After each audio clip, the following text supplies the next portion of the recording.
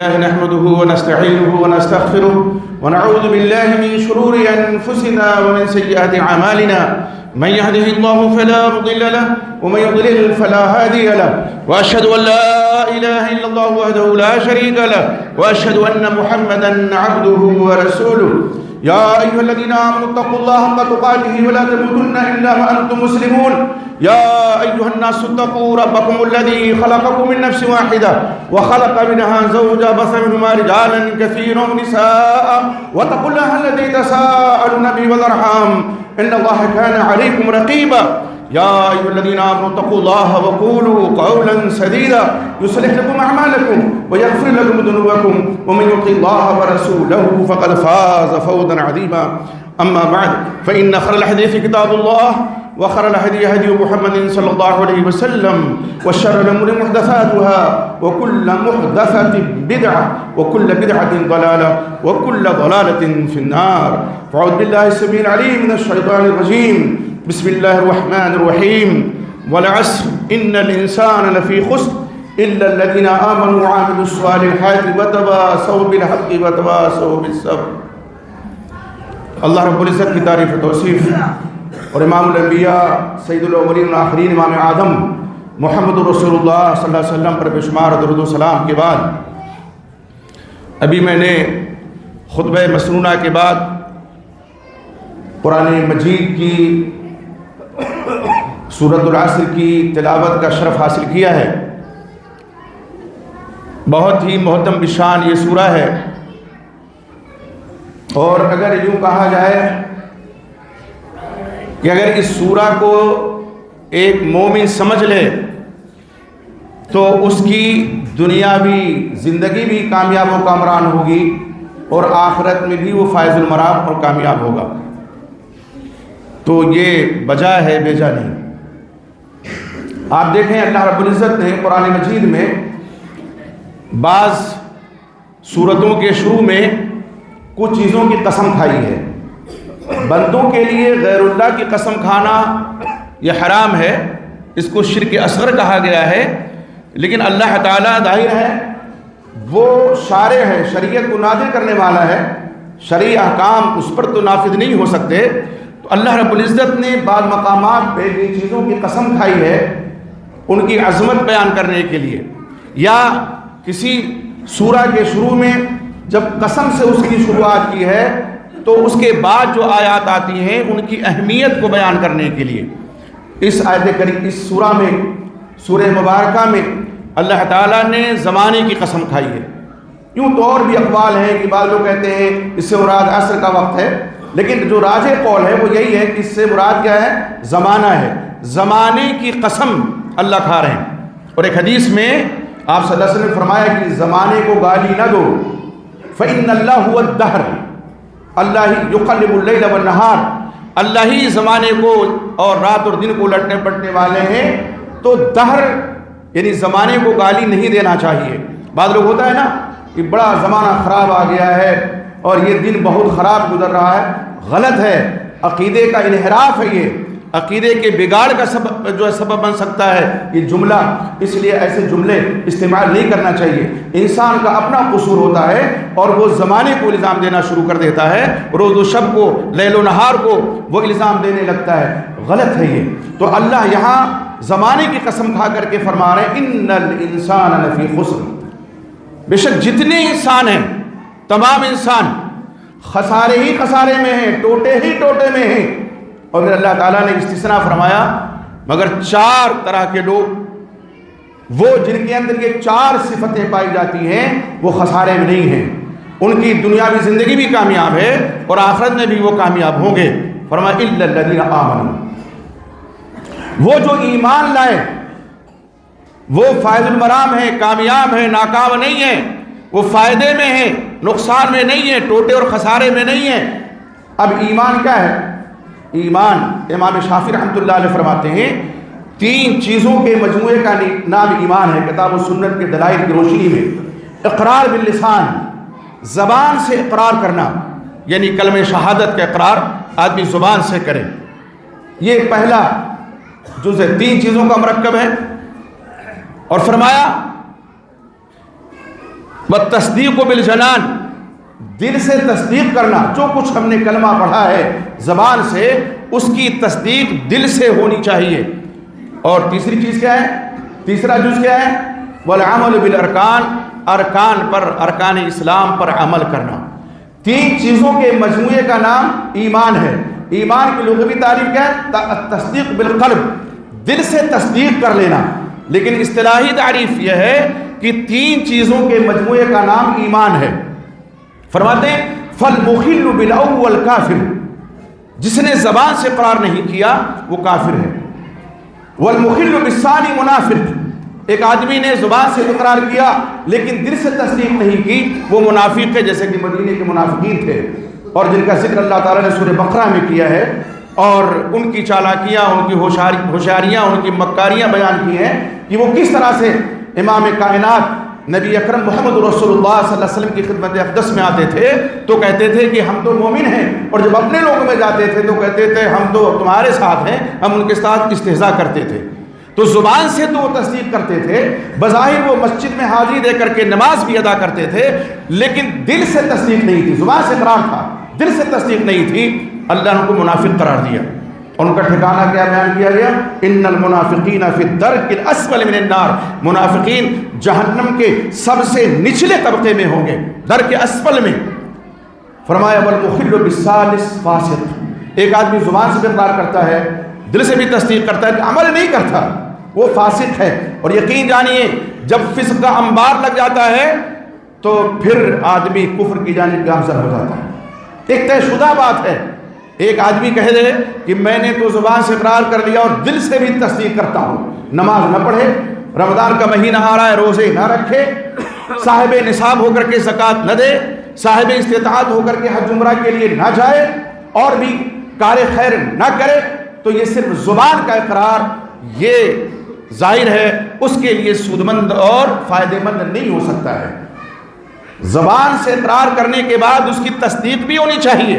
بعض لوگ اس مضمون کی کئی احادیث ہیں، جس میں ایک صحیح بخاری کی حدیث ہے، آپ صلی اللہ علیہ وسلم نے فرمایا کہ من قال لا الہ الا اللہ صدقا من قلبہ دخل الجنہ، جس نے سچے دل سے لا الہ الا اللہ کہا وہ جنت میں داخل ہوگا۔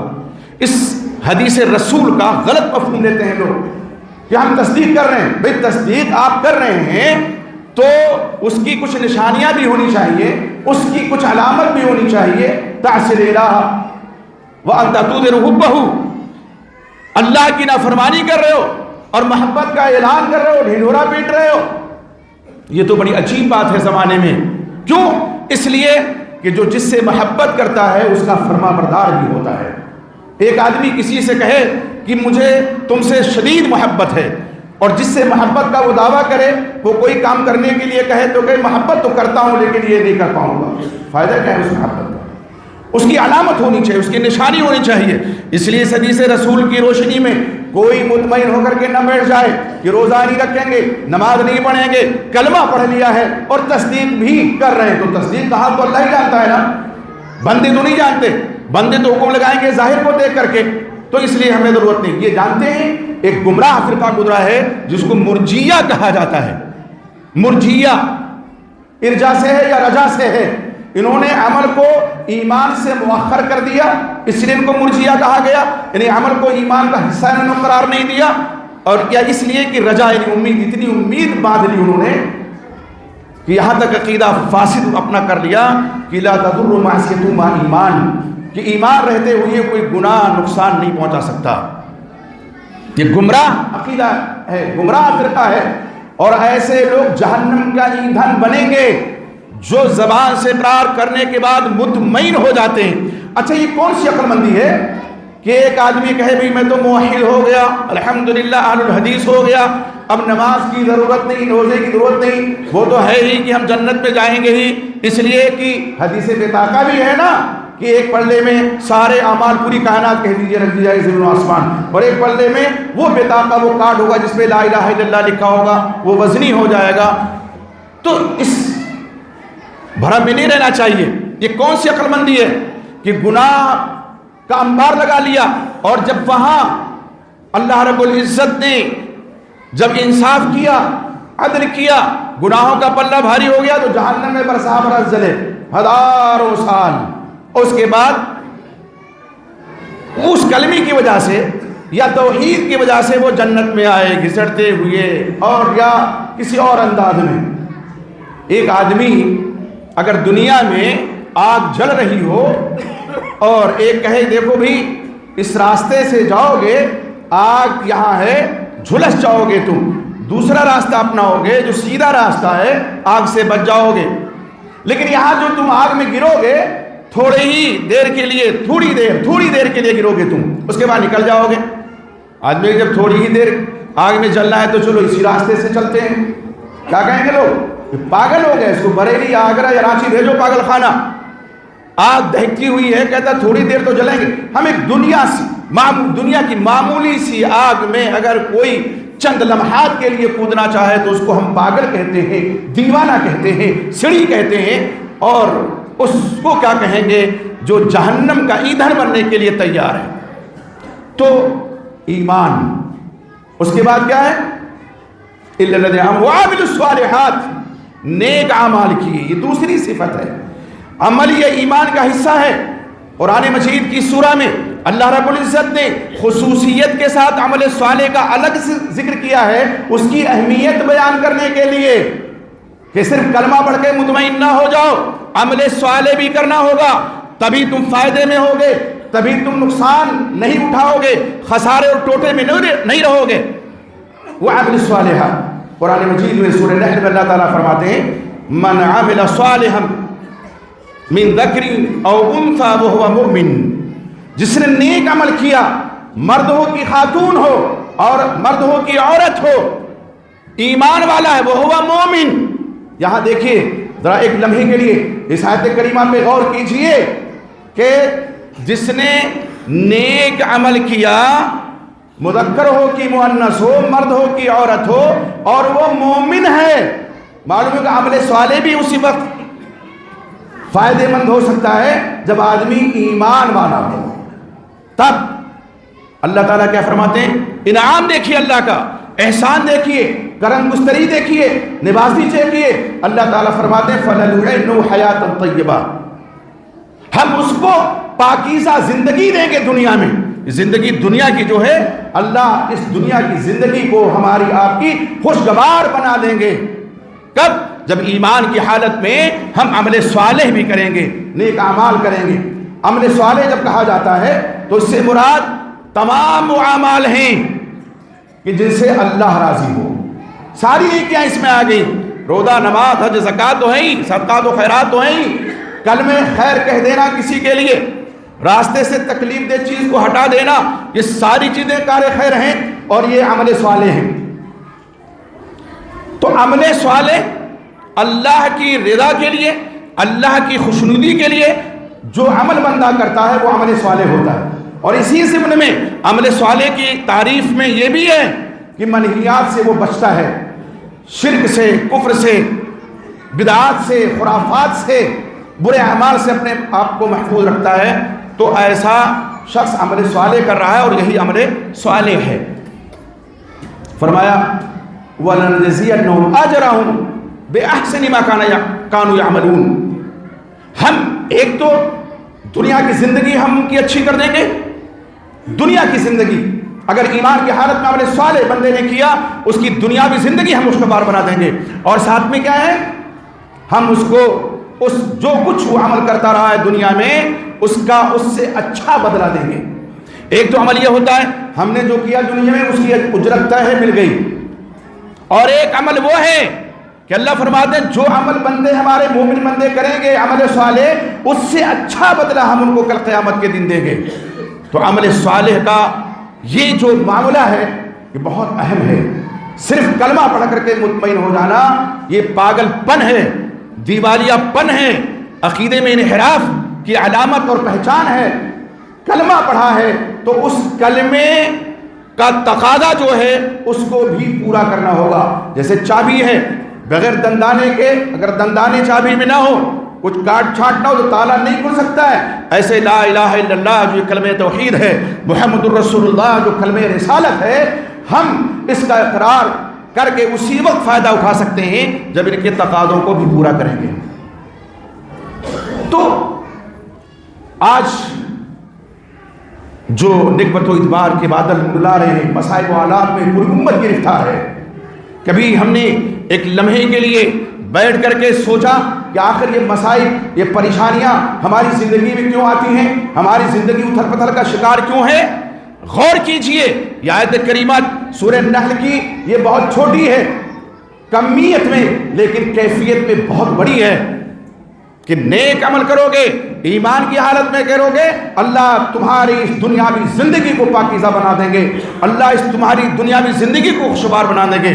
آج ایک مسلمان بہت ہی بے چین ہے، سکون اس کا غارت ہو چکا ہے. اسباب و علل کچھ بھی ہو سکتے ہیں.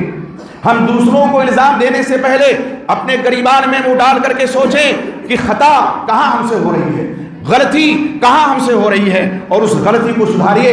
آپ یقین جانیے اللہ رب العزت پر جو بندہ توکل کرتا ہے، وہ من یتوکل اللہ فہو حسبہ، اللہ اس کے لیے کافی ہے. اور اللہ پر توکل کا مطلب یہ نہیں ہے کہ اسباب کو نہ اپنائیں، روزہ نماز کو ترک کر دیں اور صرف کیا ہے سوچتے رہیں کہ اللہ کی نصرت آئے گی، اللہ کی تائید آئے گی، جیسے بدر میں اور مقامات پہ اللہ کی تائید آئی تھی سے آ جائے گی.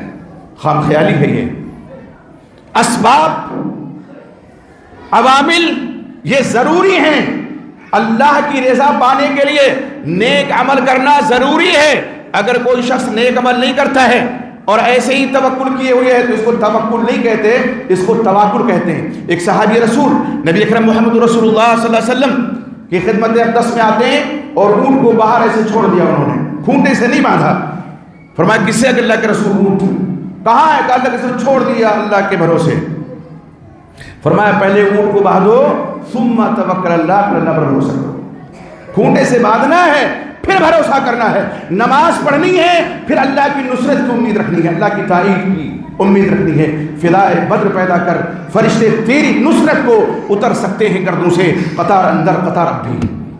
وہ فدا پیدا کیجئے، وہ ایمان میں اسپرٹ پیدا کیجئے، عمل صالح کو اپنائیے، اس کو اوڑھنا اور بچھونا بنائیے. دیکھیے کہ کس طرح سے اللہ کی تائید آتی ہے، اللہ کی نصرت آتی ہے. سکون سے آپ کی یہ دنیاوی زندگی بھر جاتی ہے اور پھر اخروی زندگی کے لیے کتنا بہترین سامان آپ تیار کر لے جاتے ہیں. اسی طرح سے آگے اللہ کا ارشاد ہوتا ہے جو تیسری صفت ہے وَتَوَاصَوْا بِالْحَقِّ، ایک دوسرے کو حق کی وصیت، امر بالمعروف نہی عن المنکر، یہ سب کی ذمہ داری ہے. سب کی ذمہ داری ہے، صرف علماء کی نہیں، صرف خطبہ کی نہیں، صرف مقررین کی نہیں. جس نے بھی کسی کو برا کام کرتے ہوئے دیکھا، اگر وہ سمجھتا ہے کہ یہ برا کام ہے، آپ صلی اللہ علیہ وسلم فرمایا من رأى منکم منکرا فلیغیرہ بیدہ، کوئی منکر تم میں سے دیکھتا ہے کہ کتاب و سنت کے خلاف اللہ رسول کی نافرمانیاں ہو رہی ہے، ایک آدمی عمل کر رہا ہے، ہاتھ سے روکنے کی طاقت ہے تو ہاتھ سے روکو. وَمَن لَمْ يَسْتَطِعْ فَبِلِسَانِهِ، اور جو ہاتھ سے روکنے کی طاقت نہیں رکھتا، اس برائی کو روکنے کی طاقت ہاتھ سے نہیں رکھتا، تو زبان سے برا کہے. ہاتھ سے روک سکتا ہے، ہاتھ سے روکے نہیں تو زبان سے. اور جو زبان سے بھی طاقت نہیں رکھتا وَمَن لَمْ يَسْتَطِعْ فَبِقَلْبِهِ وَذَلِكَ أَضْعَفُ الْإِيمَانِ، اور جو زبان بھی نہیں ہلا سکتا ہو تو کم سے کم اس برائی کو دل میں برا محسوس کرے. آپ فرماتے ہیں یہ ایمان کا سب سے کم ترین درجہ ہے، سب سے ضعیف ایمان ہے. اب آئیے ذرا اس حدیث رسول کے تناظر میں دیکھیں ہم ایمان کے کس پائیدان پر کھڑے ہوئے ہیں. منکر ہو رہا ہے، ہمارے سامنے برائی ہو رہی ہے، فحاشیوں کا بازار گرم ہے. رمضان کے دنوں میں نوجوان بھیڑ اور بکریوں کی طرح سے منہ چلاتے پھر رہے ہیں، گٹکا کھا رہے ہیں، پان کھا رہے ہیں. ہم طاقت رکھتے ہیں کہ ہمارا اپنا بیٹا ہے، ہمارا اپنا پوتا ہے، ہم اس کو مار سکتے ہیں، ہم اس کو زبردستی کر کے روزہ رکھوا سکتے ہیں، لیکن پھر بھی خاموش ہے کہ وہ جانے اس کا کام جانے. پکڑ ہوگی کل قیامت کے دن. اور اسی طرح سے اگر نہیں ہے، زبان سے روکنے کی طاقت ہے تو اس منکر کو زبان سے روکیے آپ. یہ دوسرا پائیدان اور سب سے نیچے کا پائیدان جو ہے وہ یہ کہ برا محسوس کیجیے. اچھا یہ کون جانتا ہے کہ آپ دل میں اس برائی کو برا محسوس کر رہے ہیں؟ اللہ کے علاوہ اللہ ہی جانتا ہے نا. وہ بنی اسرائیل کا واقعہ آپ نے بارہا سنا ہوگا اسی ممبر سے، اور علماء جانتے ہیں اور پڑھے لکھے لوگوں نے پڑھا بھی ہوگا کہ کس طرح سے اللہ نے سور بندر بنا دیا تھا اور ان میں وہ بھی لوگ شامل تھے جو کہتے تھے بھی ہم تو ٹھیک ٹھاک ہیں، ہم شکار نہیں کریں گے، یہ جو کرتے ہیں یہ جانیں. اللہ نے جب عذاب نازل کیا، ان کے چہروں کو بگاڑا، تو صرف انہی کو نہیں کہ جو شکار اس دن کرتے تھے یا شکار کا سامان اس دن رکھتے تھے جسے اللہ نے منع فرمایا، ان کو بھی شامل کیا عذاب میں، جو منکر پر ٹوکتے نہیں تھے. بچے وہی جو نکیر کرتے تھے کہ یہ غلط ہے. قرآن میں کہا کس طرح مچھلیاں تیزی کے ساتھ آتی تھی، اور پھر وہ اس دن تو عملاً شکار نہیں کرتے تھے، جال نہیں ڈالتے تھے، لیکن اس طرح سے بند باندھ دیتے تھے کہ جو مچھلیاں آگے جس طرح تیزی سے آتی تھی اسی تیزی کے ساتھ واپس چلی جاتی تھی، واپس نہ جائے پھر اگلے دن شکار کرتے تھے. یہ مقدمات شکار ہی ہے، تو یہ بھی تو شکار میں شامل ہے. تو اس طرح سے بعض لوگ تبریر کرتے ہیں کہ بھئی ہم برائی کہاں کر رہے ہیں، آپ نہیں کر رہے، لیکن آپ کی آنکھوں کے سامنے کھلی ہوئی برائی ہو رہی ہے، اور آپ کے خیش و اقارب کر رہے ہیں، آپ کے پڑوسی کر رہے ہیں، آپ کے رشتہ دار کر رہے ہیں، آپ کا بیٹا کر رہا ہے، اور آپ ٹوکنے کی جرات نہیں کرتے ہیں. ابھی تو وہ دور نہیں آیا ہے کہ ہم زبان بھی نہ ہلا سکیں، ہم لب نہ ہلا سکیں، ابھی وہ دور نہیں آیا ہے. لیکن اگر اللہ نہ کرے وہ دور آ جائے، عزیمت کا مقام یہی ہے کہ کم سے کم زبان سے ٹوکیں. زبان سے ٹوکنا یہ ضروری ہے، سب کا فرض منصبی ہے، صرف مولویوں، علماء اور خطبہ کا کام نہیں ہے. من میں سب داخل ہے، من رأى منکم منکرا، جس نے بھی کوئی منکر دیکھا تم میں سے اس کو ہاتھ سے روکے یا زبان سے، اور یا دل میں برا محسوس کریں. میرے بھائی، رمضان کا مہینہ اس کی آمد ہے، میں اس پر خطاب کرنے نہیں کھڑا ہوا ہوں. ہمارے امام صاحب حفظ اللہ انشاءاللہ استقبال رمضان کے خطاب کریں گے، لیکن میں ایک بات کہہ دیتا ہوں کہ صحابہ کرام رضی اللہ عنہم اجمعین 6 مہینہ پہلے سے رمضان مبارک کا انتظار کرتے تھے، اور آج بہانے تو لوگ تلاش کر رہے ہیں کہ کوئی بہانہ مل جائے کہ روزہ نہ رکھنا پڑے، چلچلاتی دھوپ ہوگی، گرمی کا موسم ہوگا. معلوم ہے، روزے داروں سے پوچھئے کہ اللہ تعالیٰ کس طرح ان کی تائید و نصرت فرماتے. ایک چھوٹا سا عمل ہم کرتے ہیں، پورے دن روزہ رکھتے ہیں، منیات سے بھی رکتے ہیں، کھانے پینے سے بھی رکتے ہیں. صرف کھانے پینے سے رکنے کا نام روزہ نہیں ہے، منیات سے رکنا یہ روزہ ہے. یہ بھی تو ہوتا کیا ہے، بھوک کا احساس ہوتا ہے، پیاس کا احساس ہوتا ہے، قطعات نہیں ہوتا. یقین جانے روزے داروں سے پوچھئے، ہاں ظاہر ہے لب خشک ہوں گے، ہونٹ بھی اور زبان بھی خشکی کا، یہ دونوں شکار ہوں گے، لیکن وہ ایک جذبہ جو نیکی کا ہے. اور اسی لیے فرمایا گیا ہے کہ سب سے زیادہ خوشی کیا ہے روزے دار کو، افطار کے وقت ہوتی ہے یا اللہ سے ملاقات کے وقت ہوگی. تو میرے بھائیوں، عمل صالح خود کرو، ایماندار خود بنو، اور ایک دوسرے کو حق کی تلقین کرو، وصیت کرو. وتواصوا بالصبر، صبر کی تلقین، صبر کی، ایک دوسرے کو صبر. جب صبر کی بات آتی ہے تو ایک بات سمجھ لیں، صبر کی 3 قسمیں ہیں. صبر کی 3 قسمیں ہیں. ایک ہے الصبر علی المصاب، مصیبت پر، پریشانی پہ صبر کرنا. کوئی پریشانی ہوئی، تنگی ہے، ترشی ہے، کسی چہیتے کی وفات ہو گئی، تو اس میں جزا فضا سے آدمی بچ جائے. آنکھیں تو آنسو بہائیں گی، آپ صلی اللہ علیہ وسلم فرمائے ان العین تدمع والقلب یحزن، آنکھیں آنسو بہاتی ہیں، دل غمزدہ ہوتا ہے. آپ کے چہیتے بیٹے ابراہیم کی وفات کا موقع ہے، اور آپ فرماتے ابراہیم ہم تمہاری جدائی سے بڑے غمزدہ ہیں، لیکن ہم وہی کہیں گے جس سے ہمارا رب راضی ہو. تو ہمارا رب نوحہ ماتم سے راضی نہیں ہے، سینہ کوبی سے راضی نہیں ہے، بال سر کے نوچنے سے راضی نہیں ہے. اس کو رب ہمارا پسند نہیں کرتا، ہمیں یہ عمل نہیں کرنا ہے. لیکن آنسو جو اللہ کی جانب سے ایک بندے کے لیے رحمت کا سامان بن جاتے ہیں مصیبت کے موقع پہ، وہ تو بہیں گے ہی. صحیح بخاری کی حدیث دیکھیے، امام بخاری رحمۃ اللہ علیہ نے ایک باب باندھا کہ آپ صلی اللہ علیہ وسلم کے دروازے میں کوئی دربار نہیں تھا، اور اس کے تحت ایک حدیث لاتے ہیں کہ آپ صلی اللہ علیہ وسلم کا گزر قبرستان سے ہوا، ایک خاتون کے دیکھا، چھوٹی سی قبر ہے، اس پہ رو رہی، نوحہ ماتم کر رہی ہے. رونا مطلب چیخ و پکار کر رہی ہے. رونا مطلب نہیں کہ آنسو تو بہیں گے ہی، چیخ و پکار کر رہی، ہائے وائے کر رہی ہے. آپ نے فرمایا اصبری ایتھا الامرأۃ، اے عورت صبر کر. غم اتنا تھا، غموں کا پہاڑ اتنا تھا، وہ پہچان نہ سکی اللہ کے نبی محمد رسول اللہ صلی اللہ علیہ وسلم کو کہ سرور کائنات مخاطب ہیں. وہ کہتی ہے آپ پر گزری ہوتی تو پتہ چلتا، چلے نصیحت کرنے. لوگوں نے جب یہ بات سنی، کہا تمہیں پتہ ہے تم نے جواب کس شخصیت کو دیا ہے؟ کہا کون؟ کہا وہ نبی کائنات، امام کائنات، نبی اکرم محمد رسول اللہ صلی اللہ علیہ وسلم کی ذات گرامی. عورت پشیماں ہوئی، شرمندہ ہوئی، آپ صلی اللہ علیہ وسلم کی خدمت میں دست میں آتی ہے، کوئی دربار نہیں، اندر جاتی ہے اور کہتی ہے اللہ کے رسول معاف کیجئے، میں آپ کو پہچان نہ سکی، اب میں صبر کرتی ہوں۔ آپ نے فرمایا الصبر عند الصدمۃ الاولی، یہ پہلا صدمہ جب تمہیں لگا تھا تب صبر کر لیتی، وہ صبر معتبر ہے اللہ کے ہاں، اس صبر پہ اجر ہے اللہ کے ہاں، اس پر نہیں کہ اب جزا فدا تم نے کر لیا، ہائے توبہ تم نے مچا لی، سینہ کو بھی تم نے کر لی، اب کہہ رہی ہو صبر کرتی ہوں۔ اس صبر جب صدمہ پہنچے اسی وقت صبر ہونا چاہیے۔ تو ایک قسم ہے الصبر علی المصاب، مصیبت پہ صبر کرنا۔ دوسری قسم صبر کی کیا ہے؟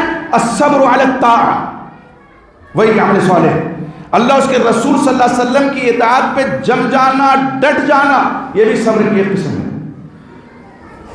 آندھیاں، چکر، باد مخالف کس قدر بھی کیوں نہ چلے، لیکن ایک مومن کا تعلق اللہ سے نہیں ٹوٹنا چاہیے۔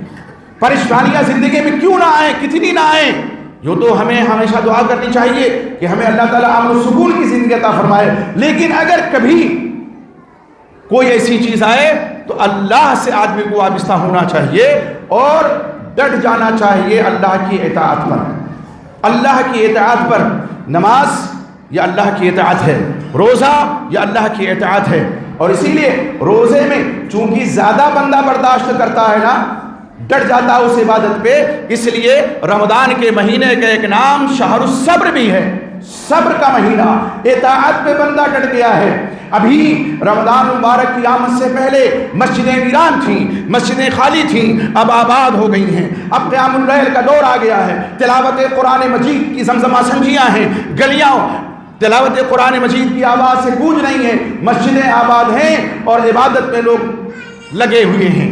نہیں، عبادت میں سب سے زیادہ رمضان کے مہینے میں جو مومن ہوتے ہیں اور دنوں میں نماز پڑھتے ہیں، لیکن نوافل کا اہتمام، صدقات و خیرات کا اہتمام، اور روزے کی حالت میں جو وہ جمے رہتے ہیں، چھلکتا ہوا پانی موجود ہے، قلقل کرتا ہوا چشمہ جاری ہے، دل کہتا ہے کاش کہ یہ پانی لبوں تک پہنچ جاتا، لیکن ایمان کہتا ہے ہاتھ نہ بڑھانا ورنہ صبر سے ہاتھ دھو بیٹھو گے۔ صبر کہتا ہے کہ تم ڈٹے رہو اللہ کی اطاعت پر، تمہیں اس چشمے کے قریب، اس نل کے قریب، اس کنویں کے قریب، اس آب کے قریب، اس جل کے قریب نہیں جانا، اور بندہ ڈٹا رہتا ہے۔ یہ الصبر علی الطاعہ ہے، الصبر علی الطاعہ، یہ بھی ایک صبر کی قسم ہے۔ ایک ہے الصبر عن المعصیہ، تیسری قسم ہے صبر کی، کیا؟ معصیت مانے گناہ کے کام، گناہ کے کام سے بچنا بھی عمل صالح، میں بیان کر چکا، منہیات سے رکنا بھی عمل صالح ہے۔ اب گناہ کے کام سے، اللہ اس کے رسول کی نافرمانی سے آدمی اپنے آپ کو بچا لے جائے اور ایمان اور عمل صالح پہ ڈٹا رہے، یہ بھی صبر کی ایک قسم ہے۔ تو فرمایا وَتَوَاصَوْا بِالصَّبْرِ، ایک دوسرے کو صبر کی وصیت کرو۔ کسی پر مصیبت ہے، ہم پہنچے پرسے میں تو کہیں کہ بھی اللہ نے جو دیا تھا اللہ نے لے لیا، ہمارا تمہارا اس پر کوئی زور نہیں ہے، جو آیا ہے وہ جائے گا دنیا سے۔ ایک آدمی نماز نہیں پڑھتا ہے، ہم کہتے ہیں بھائی مسجدوں کو آباد کرو، مسجدوں کو ویران نہ کرو۔ یہ آج جس صورتحال کا ہم شکار ہیں یہ کسی اور کا نہیں، یہ ہمارے اپنے کرموں کا نتیجہ ہے۔ آج جو خوف کا ماحول ہے، جو ہراس کا ماحول ہے، دوسروں کو الزام دینے سے پہلے ہمیں اپنے اعمال کا جائزہ لینے کی ضرورت ہے، اور یقیناً ضرورت ہے۔ اور اگر ہم اسی طرح خواب خرگوش کے مزے لیتے رہے، اپنے اعمال پر ہم نے نظر نہ ڈالی، اپنے عقائد کو نہ دیکھا، ہم نے عمل صالح کی جانب قدم نہ بڑھایا، تو پھر مستقبل کا مورخ لکھے گا کہ اس دور میں، فلاں زمانے میں، فلاں ملک میں ایسے مسلمان بھی تھے جنہوں نے اپنی آئندہ نسلوں کو تباہی کے دہانے پہ لا کے کھڑا کر دیا۔ انہوں نے ایمان کی کمزوری دکھائی، عمل صالح سے دور رہے، منہیات میں گرفتار رہے، شراب نوشی، جوا، عیاشی، فحاشی، اس میں گرفتار رہے کہ اللہ تعالیٰ نے جس کے نتیجے میں ان کو بھی ہراساں و پریشان کیا، بے سکون ان کی زندگی ہو گئی، اور نسلیں ان کی آنے والی وہ بھی پریشان ہو گئی۔ وہ ہم کہتے ہیں نا کہ لمحوں نے خطا کی تھی، صدیوں نے سزا پائی۔ آج یہ لمحات جو ہمیں ملے ہیں ان میں ہمیں خطا نہیں کرنی چاہیے، ہمیں مسجدوں کو آباد ہمیشہ رکھنا چاہیے۔ یہ نہیں کہ رمضان کا مہینہ آیا، مسجدیں آباد ہو گئی اور جیسے عید الفطر کی 2 رکعت نماز پڑھی ویسے ہاتھ جھاڑ کر کے چلے گئے۔ اب ظہر بھی غائب، عصر بھی غائب، اور پھر آٹھی کاٹھی 360 جمعہ میں حاضری۔ بہت سے لوگ اپنے آپ کو مسلمان یہ سمجھتے ہیں جمعہ میں حاضر ہو گئے۔ میں آپ کی اطلاع کے لیے عرض کروں، نبی اکرم محمد رسول اللہ صلی اللہ علیہ وسلم نے فرمایا کہ من ترک الصلاۃ متعمدا فقد کفر، جو جان بوجھ کے نماز چھوڑے کیا ہو گیا؟ وہ علماء عرب کا فتویٰ دیکھیے، وہ کافر ہو گیا، ان کا فتویٰ ہے۔